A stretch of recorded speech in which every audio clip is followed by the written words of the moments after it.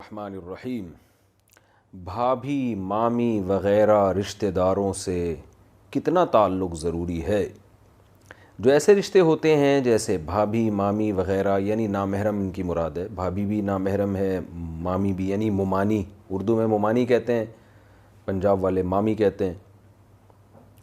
جیسے بھابھی مامی وغیرہ، ہم ان سے منیمم کتنا تعلق رکھ سکتے ہیں جو قطع تعلق میں نہ آئے، جبکہ ہم سے اپنے بھائی اور ماموں صحیح ہوں، یعنی ان کا رویہ ہمارے ساتھ صحیح ہے، لیکن بھابھی اور مامی کا رویہ صحیح نہ ہو، وہ سلام کا جواب دیتی ہوں، نہ صحیح سے بات کرتی ہوں، اس بارے میں رہنمائی فرمائیں۔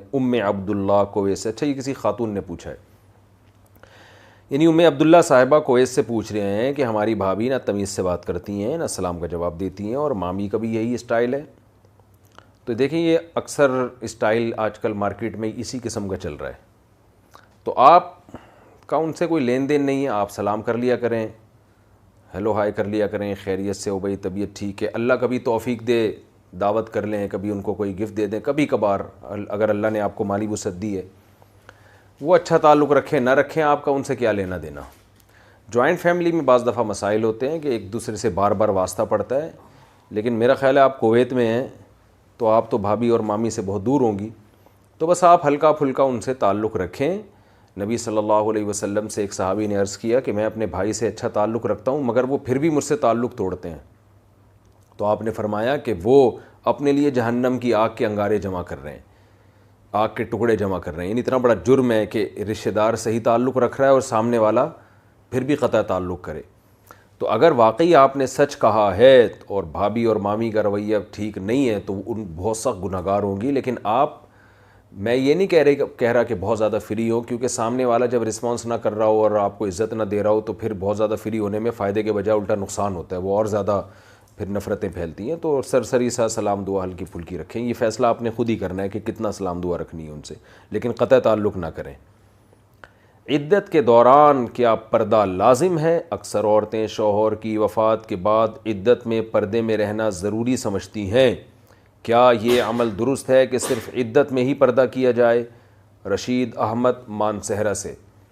عورت عدت میں ہو یا عدت سے باہر ہو، نامحرم سے پردہ بہرحال اس کے لیے ضروری ہے، البتہ عدت میں پردہ نہ کرنے کا گناہ ڈبل ہو جاتا ہے کیونکہ عدت میں تو احکام اور سخت ہو جاتے ہیں، زینت اختیار کرنے کی اجازت نہیں ہوتی۔ تو جو بعض عورتیں صرف عدت کے دوران نامحرم سے پردہ کرتی ہیں، وہ یہ سوچ کے کہ چلو ہم ویسے پردہ نہیں کرتے تو کم از کم یہاں تو کریں نا، اس میں تو پردہ نہ کرنا زیادہ بڑا جرم ہے، تو ان خواتین کے اس عمل کو برا نہیں کہا جائے گا، کیونکہ چلو وہاں نہیں کر رہی، عدت میں تو کر رہی ہیں۔ ہاں ان کو یہ کہا جائے گا کہ بھئی اب جب عدت میں کر رہی ہیں تو پھر یہ عادت ڈالیں اپنے آپ کو، عدت کے باہر بھی پھر پردہ کریں آپ جب عدت ختم ہو جائے۔ عدت کے دوران سر کے بال کاٹنا۔ اگر کسی کے 4 مہینے 10 دن کی عدت میں سر کے بال بہت زیادہ الجھ گئے ہوں اور وہ بالکل سلجھ نہ رہے ہوں تو کیا ان بالوں کو کاٹ سکتے ہیں؟ زینب صاحبہ انڈیا سے۔ دیکھیے قرآن و حدیث سے اور فقہا کے کلام سے جو بات پتہ چلتی ہے وہ یہ ہے کہ عدت کے دوران عورت کوئی ایسا کام نہیں کر سکتی جس کا زینت سے تعلق ہو، یعنی مزین ہونا، اٹریکٹیو بننا، یہ بالکل جائز نہیں ہے۔ جیسے سر میں تیل لگانا، اس میں خوشبو بھی ہوتی ہے، تیل میں بال سلجھ بھی جاتے ہیں، فقہا نے منع کیا ہے تیل لگانے سے، ناجائز قرار دیا ہے۔ لیکن اگر کسی کے سر میں تکلیف ہے یا کوئی بہت زیادہ الجھن ہو رہی ہے، رہنا مشکل ہو گیا ہے، تو پھر تیل لگانے کی فقہا نے اجازت دی ہے۔ تو پتہ چلا کہ ٹینشن سے بچنا، بیماری کی تکلیف کو دور کرنے کے لیے تو یہ کام جائز ہیں، زینت کے لیے جائز نہیں ہے۔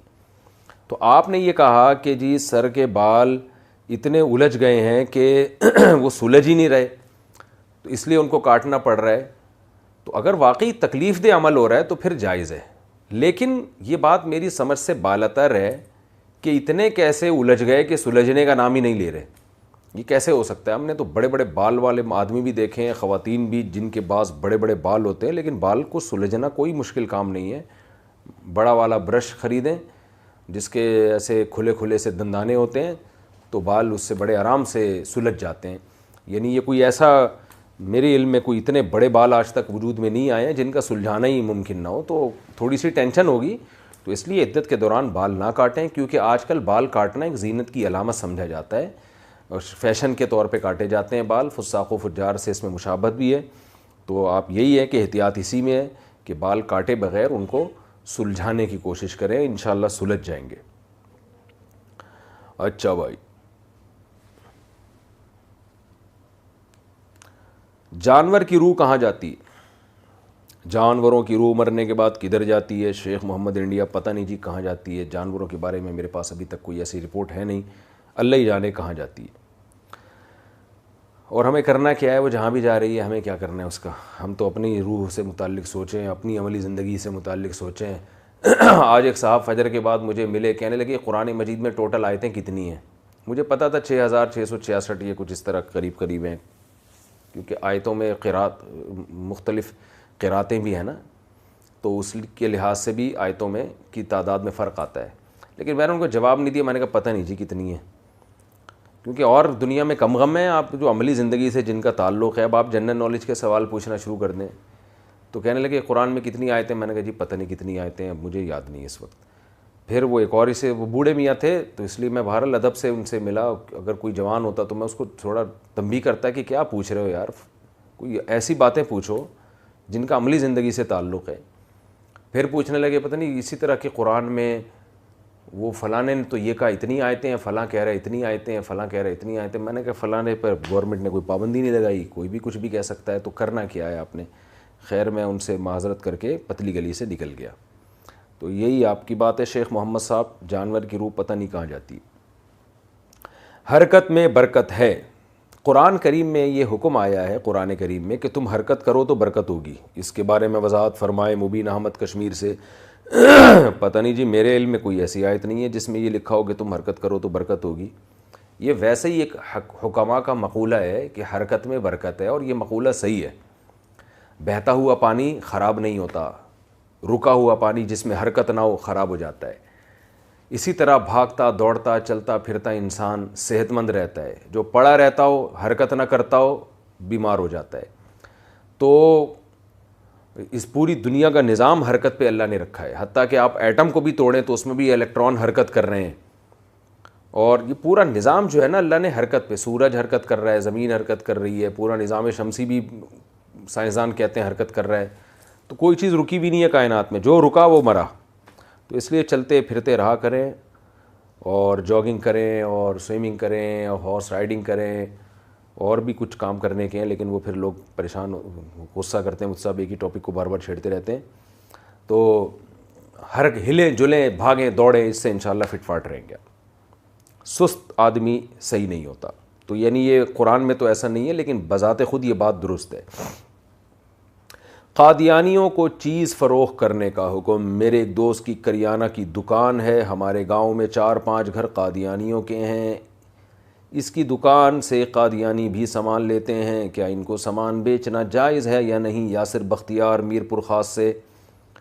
قادیانیوں سے جتنا ریزرو رہ سکتے ہیں بھائی رہیں آپ. میں نہیں کہہ رہا کہ ان کو آپ ٹارچر کریں، تکلیف دیں، کوئی گالیاں دیں، ایسا نہ کریں. اس سے ملک میں بدامنی بھی پھیلتی ہے اور لڑائی جھگڑے بھی ہوتے ہیں.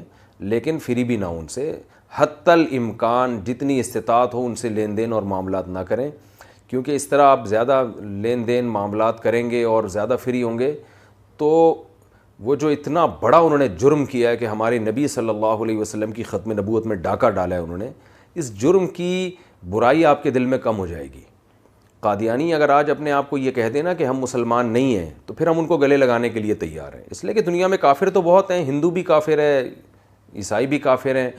یہ اسلام کو خلط ملط نہیں کر رہے. یہ بالکل ایک واضح ایک الگ مذہب ہے جو یہ کبھی نہیں کہتے، یہ یعنی اپنے اس عمل کی نسبت محمد صلی اللہ علیہ وسلم کی طرف نہیں کرتے. تو اس لیے ان کا معاملہ بالکل واضح ہے.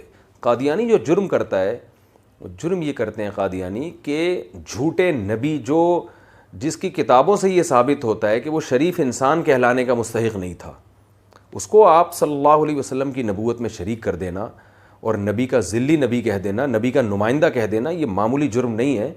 اور اپنے آپ کو پھر مسلمان کہنا، اور قادیانیوں کی کتابوں سے ثابت ہے کہ وہ ہمیں غیر مسلم سمجھتے ہیں، کافر سمجھتے ہیں.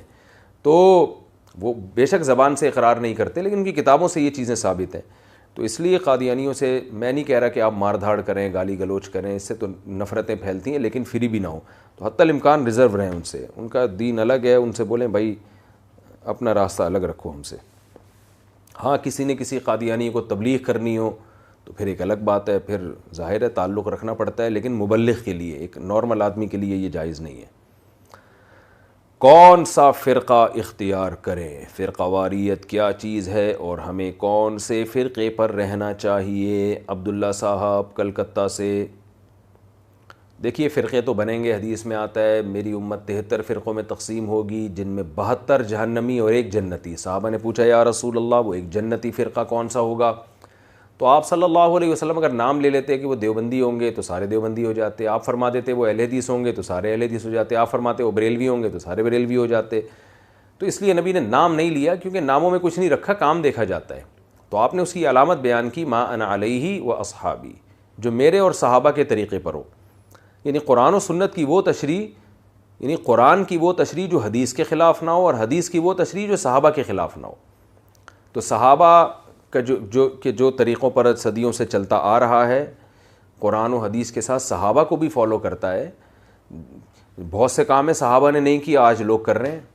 آپ دیکھ لیں کہ جو اس کام نبی کی محبت میں صحابہ نے نہیں کیا، آج وہ کام کر کے یہ ثابت کیا جا رہا ہے کہ ہم نبی کے زیادہ بڑے عاشق ہیں۔ یہ جو بدعتیں آج کل مارکیٹ میں چل رہی ہیں، تو اس لیے قرآن و سنت اور صحابہ کرام کو فالو کرنا پڑے گا، اور صحابہ کرام کو سب سے زیادہ فالو ہمارے مجتہدین میں ائمہ اربعہ نے کیا، امام حنیفہ، امام مالک، امام شافعی، احمد بن حنبل، کیونکہ یہ لوگ تو صحابہ کے شاگرد یا شاگردوں کے شاگردوں سے انہوں نے براہ راست علم حاصل کیا ہے۔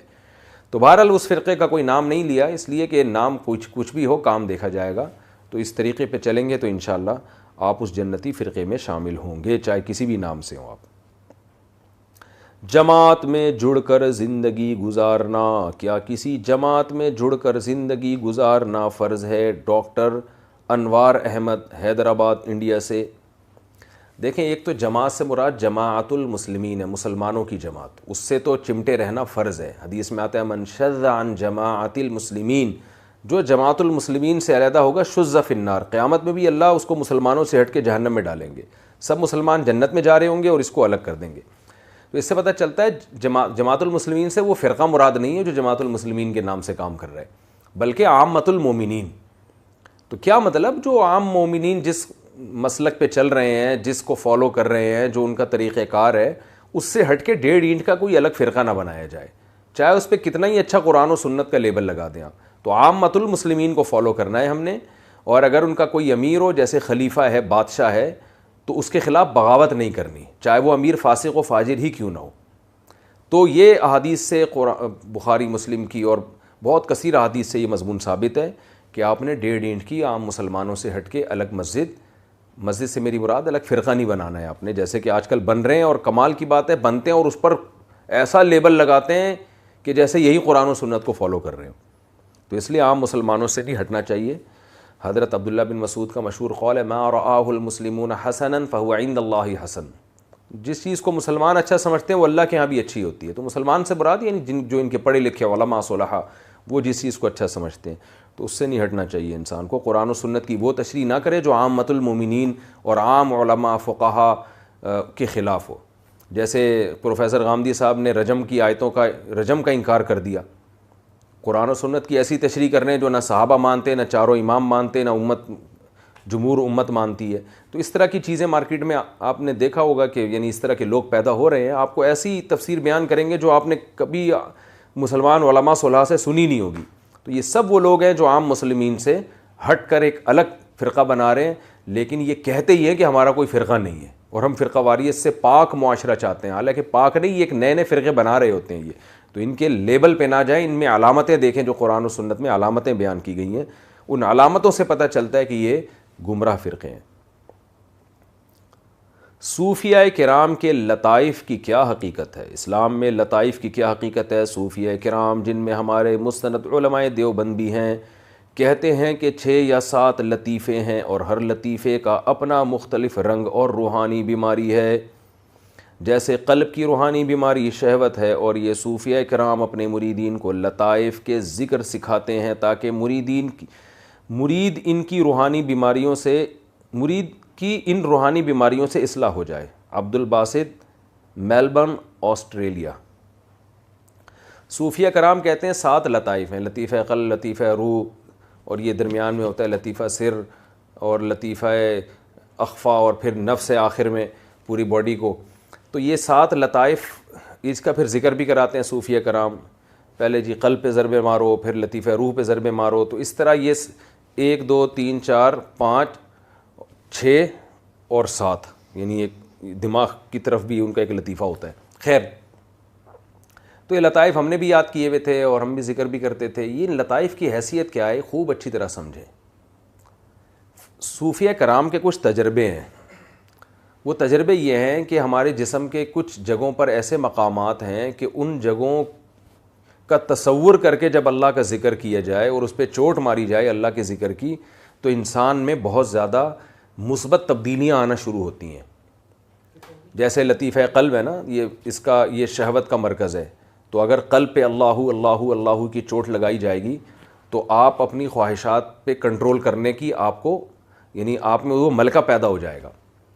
تو یہ جو صوفیہ کرام کی رائے ہے اور یہ جو صوفیہ کرام اپنے مریدوں کو سکھاتے ہیں, یہ صوفیہ کرام کے اپنے مشاہدے ہیں, لیکن قرآن و سنت میں اس کی کوئی ہمیں دلیل نہیں ملتی. اور قرآن و سنت جب کسی چیز سے خاموش ہو تو پھر آپ کا مشاہدہ ہے, صحیح بھی ہو سکتا ہے, غلط بھی ہو سکتا ہے. تو یہ صوفیہ کرام کے مشاہدے ہیں. اگر ان کو یہ کہیں کہ یہ لطیفہ نفس اور لطیفہ روح یہ قرآن سے ثابت ہے, حدیث سے ثابت ہے, تو یہ تو بالکل بدعت ہوگا, غلط ہوگا. اسلام کی طرف آپ ایک ایسی چیز کو منسوب کر رہے ہیں جس کی اسلام نے ذمہ داری نہیں لی.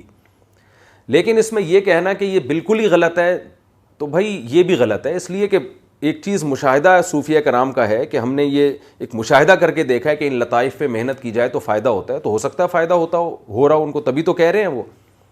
لیکن اگر کوئی انکار کرتا ہے کہ بھائی ہمیں تو کچھ نہیں ہو رہا, تو بھی ٹھیک ہے, کیونکہ یہ قرآن و سنت کا مسئلہ نہیں ہے, یہ ہے مشاہدے کا.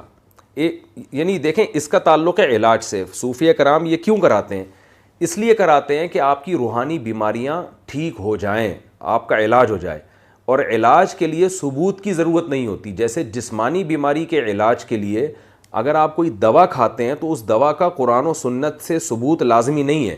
آپ کو بخار ہوا, آپ پیناڈول کھا رہے ہیں, اب کوئی کہے پیناڈول کا قرآن و سنت سے ثبوت دکھاؤ, تو بھائی یہ تو بخار کے علاج کے لیے ڈاکٹروں کی تحقیق ہے, قرآن و سنت اس بارے میں خاموش ہے.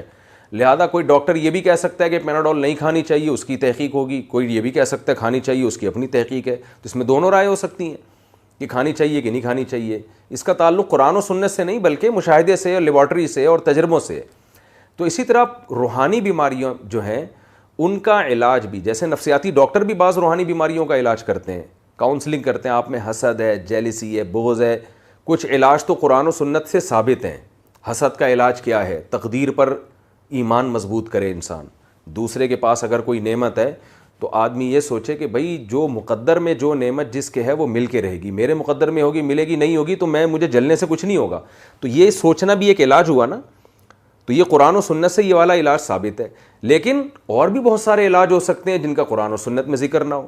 جیسے کہ بعض گورے اور غیر مسلم ڈاکٹر بھی کاؤنسلنگ کر کے وہ علاج کرتے ہیں مریض کا, اور کیا ہوتا ہے اس کے اندر کچھ روحانی بیماریاں ہوتی ہیں, اس کو وہ اس کی کاؤنسلنگ کر کے کچھ اس کو مراقبے بتاتے ہیں کہ یہ سوچو, تو اس سے وہ بھی ٹھیک ہو جاتی ہیں بیماریاں.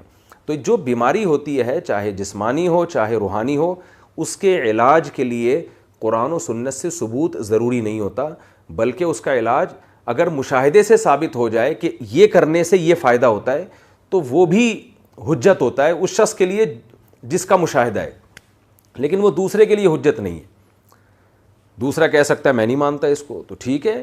تو اب اس سے یہ بات ثابت ہوئی کہ یہ جو صوفیہ کرام کا مشاہدہ ہے کے ساتھ لطائف ہیں اور ان پر محنت کرنے سے انسان کی روحانی زندگی تبدیل ہو جاتی ہے, تو صوفیہ کرام کا یہ مشاہدے کا قرآن و سنت سے بہرحال تعلق نہیں ہے. اس پہ قرآن و حدیث سے دلائل لے کر آنا یہ اسلام پہ پھر ایک زیادتی ہو جائے گی. اسلام کی طرف ایسی چیز منسوب کر رہے ہیں جو اسلام جس کا ذمہ دار نہیں ہے. کچھ اشارے ملتے ہیں قرآن و سنت میں, لیکن وہ اشارے ہیں, وہ اگر یہ صراحت ہوتی اور اتنا پکا ہوتا تو یہ صحابہ سے بہرحال ثابت ہوتا کہ وہ بھی 7 لطائف کے یہ ذکر کروا رہے ہوتے, ان سے تو ثابت نہیں ہے یہ سب چیزیں. تو یہ بات کے صوفیہ کرام کے مشاہدے ہیں.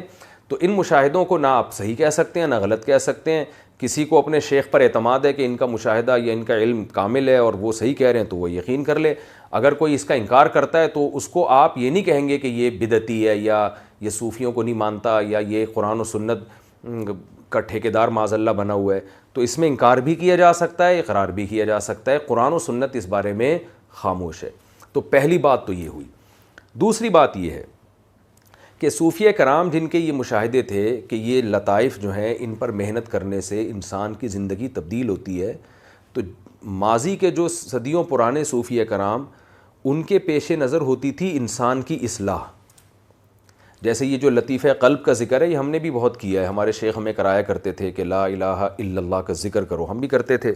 اور حضرت نے ہمیں بتایا تھا قرآن و حدیث سے یہ ثابت نہیں ہے, یہ بعض علاج کے لیے, اور ہمیں واقعی بڑا فائدہ ہوتا تھا اس سے. ایک تجربے پر مبنی, ایک مشاہدے پر مبنی ایک حقیقت ہے کہ جب آپ لا الہ کا تصور کرتے ہیں کہ میں اللہ کوئی معبود نہیں ہے, اور دل میں یہ تصور کریں کہ میں اللہ کے علاوہ سب کو دل سے نکال رہا ہوں, پھر الا اللہ کر کے آپ جب چوٹ مارتے ہیں نا دل پہ صرف اللہ, تو جب یہ بار بار یہ کام ہوتا ہے تو واقعی اللہ کی محبت ایک دل کے اندر محسوس ہوتی ہے, دل میں ایک ہیٹ پیدا ہوتی ہے.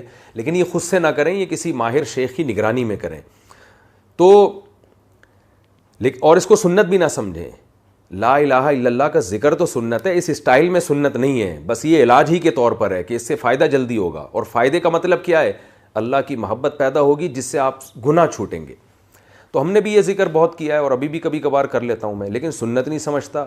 جو یہ ذکر نہ کر رہا ہو اس کو ہم برا نہیں کہہ سکتے, خلاف سنت نہیں کہہ سکتے. بہت سے لوگ ہیں یہ ذکر کیے بغیر زیادہ اچھے ہیں وہ, اور بہت سے لوگ ہیں یہ کر کے بھی کچھ حاصل نہیں ہو رہا ان کو. تو یہ میں نے یہ والے ذکر بھی کیے ہیں, ساتوں لطائف والے, لطیفہ روح کا ذکر بھی کیا ہے, اور اب تو میں بھول گیا, کچھ لطائف کے نام ہی ذہن میں نہیں رہے, یہ سب کیے ہیں. لیکن بہرحال یہ قرآن و سنت سے ثابت نہیں ہے. ان کو سنت سمجھنا بہرحال بدعت ہے, ان کو علاج ہی رکھا جائے گا. اور اگر کوئی عالم اس کا انکار کر دے کہ میں اس کو نہیں مانتا, تو اس عالم کو آپ قطعاً غلط نہیں کہہ سکتے, کیونکہ یہ قرآن و سنت سے ثابت شدہ نئی چیزیں ہیں. یہ مشاہدے ہیں, صحیح بھی ہو سکتا ہے مشاہدہ, غلط بھی ہو سکتا ہے. مشاہدہ ایک ایسی چیز ہے جس میں آپ کو مغالطہ بھی ہو سکتا ہے. تو ایک مسئلہ تو یہ, اس میں غلو کیا ہوتا ہے کہ اس کو سنت سمجھنا شروع کر دیتے ہیں, یہ غلط. دوسرا گڑبڑ یہاں پر یہ ہو گئی ہے کہ جو غیر مقصود تھا اس کو مقصود بنا لیا ہے بہت سے لوگوں نے. میں یہ عرض کر رہا تھا, صوفیہ کرام نے جب یہ سلسلہ شروع کیا نا, تو اس وقت ان کے پیش نظر یہ ہوتا تھا کہ اس طرح سے ہم جب ذکر کروائیں گے تو اللہ کی محبت پیدا ہوگی. اللہ کی محبت پیدا ہونے سے کیا ہوگا کہ گناہ چھوٹیں گے, برائیوں سے توبہ کرے گا, بدعت سے توبہ کریں گے, نماز کی توفیق ملے گی, ماں باپ کے حقوق ادا, کیونکہ اللہ کا خوف اور اللہ کی محبت جب ہوتی ہے نا تو سارے شریعت کے کام پورے ہوتے ہیں, کچھ اللہ کی محبت میں, کچھ اللہ کے خوف میں. لیکن آج یہ سب چیزیں اکثریت میں, سب کی بات نہیں کر رہا, 99.9% لوگوں میں یہ صرف ایک ڈرامہ صحیح رہ گیا ہے. عملی زندگی بالکل زیرو ہوگی, اور آپ دیکھو ساتوں لطیفے پتہ نہیں اسی میں لگے رہتے ہیں. یہ والا لطیفہ چل رہا ہے, یہ والا لطیفہ چل رہا ہے, یہ والا لطیفہ چل رہا ہے. ہمارے حضرت کے پاس ایک شخص آیا, ہمارے حضرت بھی ان لطائف پر بہت علم رکھتے تھے, لیکن وہ کبھی بھی ان لطائف کا ذکر نہیں کراتے تھے, صرف قلب کا کرواتے تھے وہ. اس کے علاوہ سب ختم کر دیا تھا انہوں نے. فرمایا تھا کہ عملی زندگی کو لوگوں نے چھوڑ دیا, انہی چیزوں میں پڑ گئے ہیں, اور اس کے اب نقصان زیادہ ہیں, فائدے کم ہیں. نقصان کیا ہوتے ہیں؟ جو یہ لطائف میں لگے ہوئے ہیں نا, وہ یہ سمجھتے ہیں کہ ہم ہی ہیں, باقیوں کو تو کیا پتہ, باقیوں کو تو لطیفوں کا ہی نہیں پتہ. اب ایک نارمل آدمی جو شریعت کو فالو کر رہا ہے, داڑھی بھی ہے اور حلال کما رہا ہے, تہجد کا پابند ہے, فرض نماز پابندی سے پڑھتا ہے, اپنے ماں باپ کی اطاعت کرتا ہے, بیوی بچوں کے حقوق ادا کر رہا ہے, لیکن اس کو ان لطیفوں کا پتہ ہی نہیں ہے. تو آج بہت سے صوفیہ اس کو کچھ لفٹ ہی نہیں کراتے. وہ کہتے ہیں اس بیچارے کو کیا پتہ, اس کو کیا پتہ لطیفہ روح کہاں ہوتا ہے, لطیفہ نفس کہاں ہوتا ہے, اس کو تو پتہ ہی نہیں ہے. یہ تو ہمیں پتہ ہے, تو ہم سلوک کے منزل طے کر رہے ہیں. حالانکہ بھائی ہو سکتا ہے وہ آپ سے کروڑہ گنا زیادہ بہتر ہو, وہ کروڑہ گنا زیادہ بہتر ہو. تو اصل تو چیز تھی نا عمل, اب وہ اوجھل ہو گیا ہے نظروں سے. اب انہی چیزوں میں زیادہ تر لوگ پڑ گئے ہیں اور عمل کو چھوڑ دیا ہے. تو ہمارے حضرت نے یہ اکثر یہ چیزیں ختم کرا دی تھیں, اور فرماتے تھے کہ تصوف کی اصطلاحات کو اس زمانے میں ختم کر دینا چاہیے, کیونکہ صحابہ کے دور میں صحابہ تو اتنی قربانیاں دے کے دین پہ آتے تھے کہ وہ تمام منزلیں ان کی اللہ کی معرفت میں طے پہلے ہی ہو چکی ہوتی تھیں. پھر جب اسلامی حکومتیں آئیں تو دین پہ چلنا آسان ہو گیا, دین کی مخالفت مشکل ہو گئی. تو پھر صوفیہ کرام اس طرح کے مجاہدے کراتے تھے. فرمایا آج دین پہ چلنا اتنا مشکل ہے کہ کوئی اسلام کے موٹے موٹے حکام پر عمل کرنا شروع کر دے، اتنا مجاہدہ ہو جاتا ہے کہ اللہ کی محبت کی آگ ویسے ہی اس کے دل میں پیدا ہو جاتی ہے، اس کو ان تکلفات کی ضرورت نہیں ہے۔ صبح شام جو احادیث میں جو ذکر کا طریقہ بتایا بس اسی طرح سے ذکر کر لے تو بھی انشاءاللہ وہ پورا پراپر مسلمان، سچا پکا مسلمان بن جائے گا۔ جبکہ ان اصطلاحات میں جب وہ جائے گا تو تکلفات زیادہ ہوں گے، عمل کم ہوگا۔ ہوتا یہ ہے کہ وہ جب اس طرح بار بار ذکر کر رہے ہوتے ہیں تو کشف بھی شروع، کیونکہ جب انسان کی توجہ ایک طرف مرتکز ہوتی ہے تو بعض دفعہ کشف شروع ہو جاتا ہے، تو وہ کشف کی وجہ سے اپنے آپ کو ولی اللہ سمجھنا شروع کر دے گا، اور بعض دفعہ وہ شیطانی تصرفات ہوتے ہیں اس کی وجہ سے اپنے آپ کو ولی اللہ سمجھنا شروع کر دے گا۔ تو اکثر میں نے آج کے دور میں دیکھا ہے جو ان لطائف میں اور ان چیزوں میں زیادہ پڑے ہوئے ہیں وہ عملی زندگی سے غافل ہوتے ہیں۔ 100% کی میں بات نہیں کر رہا کہ آپ کوئی ذکر کرتا ہو تو اس سے بدگمان ہو، اس کو شغل کہتے ہیں، ایک ہوتا ہے ذکر، ایک ہوتا ہے شغل۔ شغل کا مطلب اس طرح خاص کیفیات کے ساتھ ذکر کرنا، جیسے ہلتے ہوئے ضربیں لگانا، اس کو شغل کہا جاتا ہے تصوف کی اصطلاح میں۔ تو آج ہم نے دیکھا ہے کہ عملی زندگی سے اکثر اس طرح کے لوگ غافل ہوتے ہیں، بس وہ اسی میں لگے رہے ہیں، اور وہ دوسرا مسلمان جو ان اصطلاحات کو جانتا نہیں ہے، حالانکہ وہ پریکٹیکلی زیادہ اچھا مسلمان ہے، اس کو لفٹ ہی نہیں کرا رہے ہوتے، کہتے ہیں اس کو کیا پتہ، یہ تصوف کی منزلوں کا ہی نہیں پتہ۔ تو ہمارے یہاں ایک دفعہ حضرت کے پاس ایک شخص آیا، کہنے لگا کہ میں کسی خانقاہ میں تھا، تصوف کی 17 میں سے 16 منزلیں میں نے طے کر لی ہیں، ایک منزل رہ گئی ہے تو آپ کے پاس طے کرنے کے لیے آیا ہوں۔ حضرت نے اس کو اتنا ڈانٹا، حضرت نے فرمایا تم یہ بتاؤ تکبیر اولیٰ کی پابندی ہو رہی ہے؟ اب وہ تکبیر اولیٰ کی نماز کی پابندی بھی نہیں ہو رہی تھی اس سے، اور پتہ نہیں کیا کیا کہا، بیوی بیٹیوں کو شرعی پردہ کراتے ہو۔ انہوں نے فرمایا کہ یہ سارے کام کرو، یہ چھوڑ دو 17ویں منزل کے 16ویں منزل، اب عمل کو فوکس کرو، یہ چھوڑ دو۔ تو وہ الحمدللہ اللہ نے اس کو سمجھ دی تھی، بہت سارے گناہ اس کی زندگی میں تھے، وہ چھوڑے اس نے۔ تو حضرت فرماتے تھے کہ اس زمانے میں ان اصطلاحات میں جو پڑھیں گے نا آپ، حالانکہ حضرت تو بہت بڑے صوفی تھے، تصوف بہت اچھی طرح سے چاروں سلسلوں میں حضرت کو خلافت ملی تھی، نقشبندیہ، سہراوردیہ، قادریہ اور چشتیہ، چاروں سلاسل میں تو ان کو خلافت ملی تھی اور بڑے ماہر تھے، لیکن اس کے باوجود انہوں نے یہ سارے جو اصطلاحات تھی نا تصوف کی وہ ختم کروائیں۔ ایک دفعہ ایک شخص نے خط لکھا کہ تصوف کی اصطلاحات بہت استعمال کی کہ مجھے قبض ہی ہوتا ہے، کبھی تھوڑی دیر کے لیے بسط ہو جائے تو پھر قبض ہو جاتا ہے، ایک تصوف کی اصطلاح ہے قبض اور بسط۔ تو حضرت نے اس کو جواب میں لکھا کہ یہ جو آپ نے بیماریاں لکھی ہیں نا اپنی تصوف والی، ان اصطلاحات میں پڑھنے کا جو مرض ہے نا، یہ ان امراض سے زیادہ خطرناک مرض ہے جس میں آپ مبتلا ہیں، اصطلاحات سے باہر نکلیں۔ تو پھر فرمایا جو آپ کو معمولات بتائے تھے وہ کر رہے ہو کہ نہیں کر رہے ہیں، بٹ ٹو دا پوائنٹ بات لکھیں، کہ جو آپ کو بتایا تھا صبح و شام ذکر کرنا ہے، تلاوت کرنی ہے، جو آپ کرنے کے کام بتائے تھے وہ لکھ کے دیں کہ کیے کہ نہیں کیے۔ تو بہت زیادہ مخالف تھے، اور یہ وجہ اس کی یہی تھی کہ ان چیزوں پر حکیم الامہ حضرت مولانا شرف علی تھانوی رحمہ اللہ تعالیٰ نے تصوف میں بہت زیادہ اصطلاحات کی ہیں، اصلاحات کی ہیں، اور وہ بھی آہستہ آہستہ نا ان اصطلاحات کو چھوڑ رہے تھے کہ عمل کو فوکس نہیں کر رہے ہیں لوگ، ان چکروں میں پڑے ہوئے ہیں۔ تو اس لیے فی نفسی ہی یہ جو 7 لطائف ہیں یہ صوفیہ کرام کے مشاہدے ہیں، ان کو غلط کہنا بھی ممکن نہیں ہے، اور اگر کوئی کہتا ہے کہ میرا اس میں اختلاف ہے تو آپ اس کو بھی گمراہ نہیں کہہ سکتے۔ قرآن و سنت سے بہرحال ان 7 لطائف کا ثبوت نہیں ملتا، مشاہدہ ہے، صحیح بھی ہو سکتا ہے غلط بھی، تو خام خواہ میں کسی اللہ والے کے مشاہدے کو غلط کہنا بھی ہٹ دھرمی ہے بلا وجہ کی، ہو سکتا ہے صحیح ہو اور اس کے بڑے فائدے ہوئے ہیں، لیکن اس زمانے میں لوگوں نے عمل کو چھوڑ دیا ہے اور ان چیزوں میں پڑ گئے ہیں، اور اس میں غلو کا ایک نقصان ہوتا ہے، انسان بالآخر بدعت کی طرف بھی چلا جاتا ہے۔